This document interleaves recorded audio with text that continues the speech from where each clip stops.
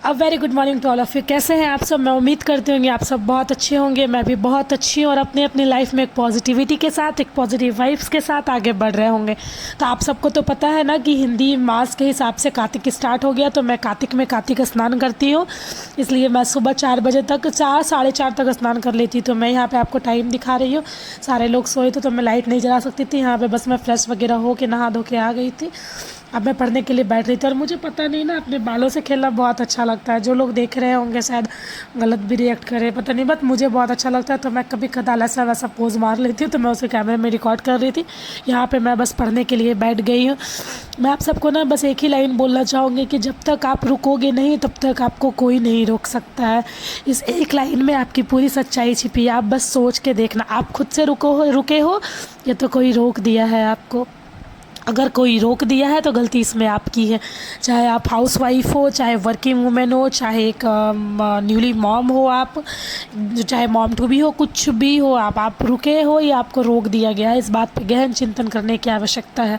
मैं सबसे यही कहना चाहूँगी ना कि जब तक आपको अपनी मंजिल प्राप्त ना हो जाए ना, बस तब तक चलते रहिए। बस तब तक ही चलना है जब तक आपको आपकी मंजिल ना मिल पाए। अदरवाइज़ फिर आप रुक जाओगे तो कोई खासा नुकसान नहीं होने वाला है। बस तब तक चलो जब तक मंजिल करीब ना आ जाए।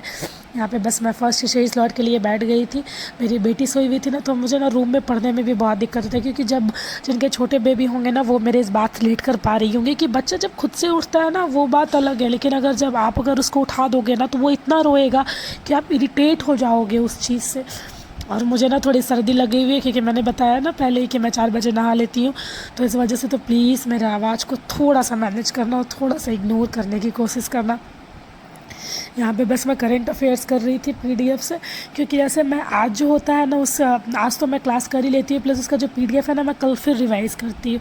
कि करंट जो है ना एक बहुत वास्ट सिलेबस है। आप इसको अगर थोड़ा थोड़ा डेली नहीं करोगी तो एक दिन आप बल्क में नहीं कर पाओगे इस चीज़ को। इसलिए मैं कोशिश करती हूँ ना कि कुछ कुछ की पॉइंट, और मैं तो फ़ोन में भी हाईलाइट कर लेती हूँ कभी कदाल। मुझे कुछ लगता है ना इंपॉर्टेंट, तो हाँ ये नोटबुक करके एक ऐप आता है, मैं ना वो रखी हूँ। और मुझे जो चीज़ मैं बस उसमें ना सिर्फ ऑप्शन रख लेती हूँ, और कभी बस ऐसे आँख बंद करके, जैसे हम लोग बच्चे में पढ़ाई करते थे ना हाथ से ढक के, तो मैं वो करती हूँ। ये ऐसे ऐसे याद हो गया। उसके बाद फिर देखती हूँ ना मैं कि मैं ऑप्शन से क्वेश्चन को रिकॉल कर पाती हूँ कि नहीं, मैं आंसर से क्वेश्चन को रिकॉल कर पाती हूँ कि नहीं। तो बस ये मेरा खुद का टेक्निक है। आप फॉलो ना भी करो तो कोई दिक्कत नहीं है, बट मैं ये बता दी। हाँ, मैं कुछ देर करंट अफेयर्स करने के बाद, क्योंकि आपको तो पता है ना सुबह में 2 से 3 आवर्स में पढ़ लेती हूँ। उसके बाद फिर मुझे किचन जाना रहता है, क्योंकि मेरे हस्बैंड ऑफिस जाते हैं तो मुझे खाना भी बनाना रहता है। तो बस फटाफट से वही हो रहा था। और एक बार ना यहाँ पे टाइमर रिसेट हो गया था, मैं फिर से दोबारा चालू करके फिर से बैठ गई थी पढ़ाई करने के लिए। और यहाँ पे ना मैं प्रीवियस पेपर, देखिए आप जो भी प्रीवियस पेपर देखो ना तो सिर्फ क्वेश्चन बाई आंसर मत देखो, उसका जो एक्सप्लेनेशन रहता है ना नीचे आप उस पर भी ध्यान दो, क्योंकि आपके उससे भी क्वेश्चन बनते हैं। ये नहीं ना कि जो क्वेश्चन पूछा है सिर्फ उसी को रिपीट करेगा। यार एक बार रिपीट नहीं करती क्वेश्चन, ये बात आपको भी पता है। तो आप उसका जो एक्सप्लेनेशन रहता है ना नीचे में, आप उसको भी बहुत ध्यान से देखो, ताकि जो क्वेश्चन उससे बनने वाले हो ना वो आपसे एग्ज़ाम में ना छूटे। और आप सबको तो पता ही है मैं 17th के लिए प्रिपेयर कर रही हूँ, 17th के लिए कर रही थी, बट इस बार मेरा कोई खासा तैयारी नहीं है। बट सबको कहना है कि भाई एक बार बैठ के देखो, एग्ज़ाम एक्सपीरियंस करके देखो। और मैं भी ना 6-7 मंथ से अब मतलब एकदम डेली पढ़ रही हूँ, तो मुझे भी लग रहा है ना कि एक बार देखना चाहिए बैठ के मैं कितने पानी में हूँ, मुझे कितना नॉलेज है।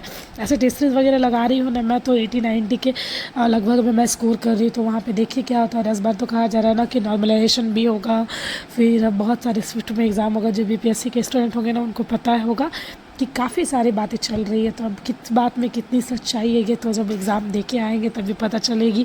क्योंकि काफ़ी लोगों का कहना है ना कि मतलब इस सेंटर पे जो क्वेश्चन पेपर रहेंगे वो अगले सेंटर पेपर, मतलब अगले सेंटर पे एकदम क्वेश्चन पेपर अलग रहेगा। तब तो ये एग्ज़ाम के बाद ही पता चलेगा। अब इस पे मैं कुछ खासा टिप्पणी नहीं कर पाऊँगी। यहाँ मुझे पढ़ते पढ़ते भूख लग गया था, तो बस मैं ना कुछ खाते रहते, किसको आदत है। यहाँ पे बस मैं थक गई थी यार, अब उठ जाओ।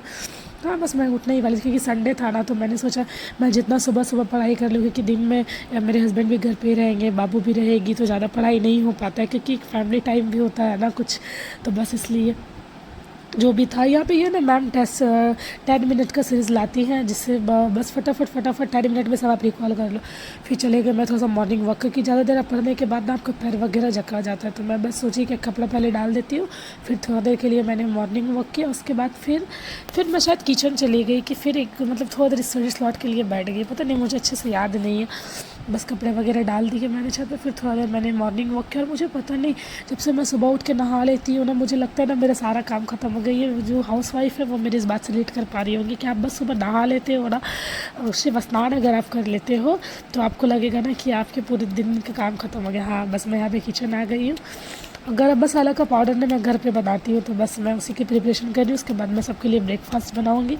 और जिस दिन संडे रहता है ना, उस दिन हमारा ब्रेकफास्ट और लंच नहीं बनता, उस दिन लंच बन जाता है, आप ये कह सकती हो। क्योंकि ना उस दिन ना 9-10 बजे तो ये सहज सो के ही उठते हैं मेरे हस्बैंड और मेरी बेटी, तो उस दिन मैं नाश्ता किसके लिए बनाऊँगी। तो हम लोग बस 11-12 बजे एक ही बार ब्रंच कर लेते हैं, तो फिर हमारा पूरा दिन चल जाता है। और यहाँ पता नहीं मेरे मिक्सर में क्या हुआ रहता है, तो मैं बस उसी को ठीक कर रही हूँ। और मुझे ना एक आप लोगों से एक बात कह दी कि जो लोग अभी भी फॉर्म नहीं डाले ना, वो लोग प्लीज़ फॉर्म डाल दीजिए, क्योंकि कल मैं फॉर्म डाल करने के लिए बैठी हुई थी। तो प्लीज़ आप लोग मुझे गाइड कीजिएगा ना कि ऐसे जो लोग पहले से फॉर्म डाल चुके हैं और जो इस बार डाल रहे हैं, उसमें कुछ अंतर है। क्योंकि मेरे वाले में बता रहा था ना कि कोई वन टाइम पासवर्ड आपको बनाना पड़ेगा, जिससे कि आप फिर जाके इनरोल कर पाओगे एग्ज़ाम में। तो और वो बनाने के लिए ना आपको कैटेगरी भी आपको देना पड़ेगा कि आप EWS से हो कि SC ST से हो। इसका क्या मतलब है, मुझे बस ये जानना। अगर कोई मेरे ब्लॉग देख रहे हो जो BPSC का फॉर्म इस बार भरे हैं ना, तो प्लीज़ वो मुझे थोड़ा सा हेल्प कीजिएगा, गाइड कीजिएगा, बताइएगा मुझे कि क्या करने के बाद ऐसा हो गया। यहाँ पे बस मेरी बेटी थोड़ा देर खेल रही थी, उसी को मैं देख रही थी। और वो जब देखेगी ना कि कैमरा चल रहा है, उसको और बदमाशी होने लगते हैं। मैं बस सारा काम किचन का ख़त्म करके आ गई थी, और मेरे फेस पे आपको ना थकावट दिख रही होगी। और फिर मैं यहाँ पे सेकंड स्टडी स्लॉट के लिए बैठ गई थी, क्योंकि मेरे हस्बैंड थे घर में, तो मैं सोची वो मेरी बेटी को पकड़ लेंगे, मैं यहाँ बस थोड़ा देर का पढ़ाई कर लूँ एटलीस्ट। तो बस मैं यहाँ पर बैठ गई। काफ़ी देर पढ़ने के बाद जब इंसान का फेस थक जाता है ना, तो वो मुझे अब मेरे ना इस ब्लॉग में आप सबको दिखेगा कि मैं काफ़ी ज़्यादा परेशान हो गई थी। थोड़ी देर पढ़ाई करते करते ना आप थक जाओगे यार। कभी कभी कुछ ऐसा होता है ना कि बुक सामने खुला हुआ रहता है और दिमाग में कुछ नहीं जाता, और फिर भी ना आपको लगेगा नहीं यार थोड़ा देर और पढ़ लेते। क्योंकि हम लोग उसी टाइम पढ़ पाते, या तो हमारी बेटी सोई हो या तो फिर उसको कोई पकड़ा हुआ हो। क्योंकि बच्चा लेके पढ़ाई ना थोड़ा टफ हो जाता है, और आप वो पढ़ाई करके ना कुछ भी नहीं कर पाओगे। क्योंकि देखो, एक साइड आपके बच्चे पे ध्यान है, फिर पढ़ाई पे भी ध्यान है, तो उस पढ़ाई से जहाँ आपका ध्यान बटाना, तो आपको ये चीज़ समझ में नहीं आएगी। तो इसलिए मैं ना कोशिश करती हूँ, या तो ये सोई रहे, और या तो ना मैं उसको थोड़ा सा इंगेज कर दूँ कामों में, ताकि ना वो मुझे परेशान ना करे। अदरवाइज़ ना उसको बस दिन भर गोदी चाहिए रहता है। यहाँ पे मैं पढ़ाई कर दी थी, तो मेरी बेटी पापा मुझे भी पढ़ना, तो बस उसके पापा बैठ गए थे उसे पढ़ाने के लिए।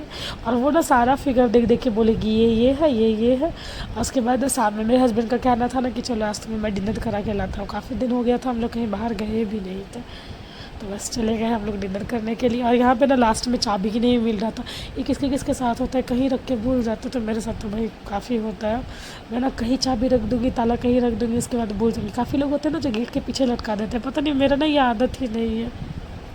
बस यहाँ पे चल दिया हम लोग डिनर मार्केट,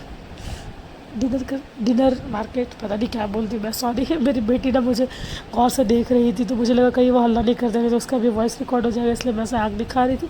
तब तक पता नहीं मैं बीच में क्या क्या बोल दी, डिनर मार्केट सॉरी। अदरवाइज़ यहाँ पे बस हम लोग पहुँच गए थे, और मुझे ना बहुत मन था पाव भाजी खाने का। तो बस यहाँ पर मेरी फरमाइश पे पाव भाजी मैं और मेरे हस्बैंड दोनों खा रहे थे।